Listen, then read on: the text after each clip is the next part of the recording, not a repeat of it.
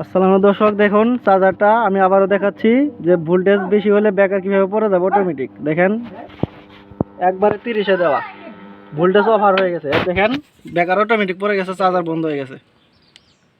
দেখেন চার্জার কিন্তু বন্ধ হয়ে গেছে, ব্যাকার অফ হয়ে গেছে। দেখেন কাটা কিন্তু জিরো, আমরা কিন্তু চার্জারে কোনো হাত দেয় নাই, চার্জার অটোমেটিক বন্ধ হয়ে গেছে। এর দেখেন ব্যাকার ব্যাকার পড়ে গেছে। দেখেন তো যারা চার্জার ব্যবহার করেন অবশ্যই এরকম সার্কিট ব্যবহার করবেন। দেখেন চার্জারের ভোল্টেজ কিন্তু এখন আবার কমানো হচ্ছে। সার্কিট ব্রেকার উঠাই দেবেন, দেখেন সার্কিট ব্রেকার উঠাই দিলাম, আবার চার্জার চালু করবো। দেখেন দেখেন এখানে কিন্তু আবার চার্জ উঠতেছে। এখন যদি আবার বেশি দেই আবার কিন্তু অটোমেটিক আবার পড়ে যাবে। তো এটাই হচ্ছে সার্কিট ব্রেকার লাগানোর উপকারিতা।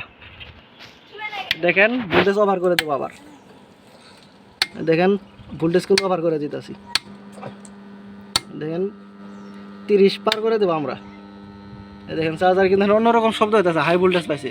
তো দেখেন এখন চার্জার কিন্তু আমরা চার্জারে কোনো হাত দিব না, অটোমেটিক বন্ধ হয়ে যাবে। দেখেন আপনারা দেখতে থাকেন তাহলে বুঝতে পারেন।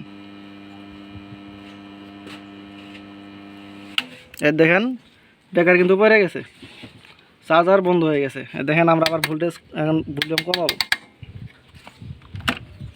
দেখেন আবার অন করে দিলাম।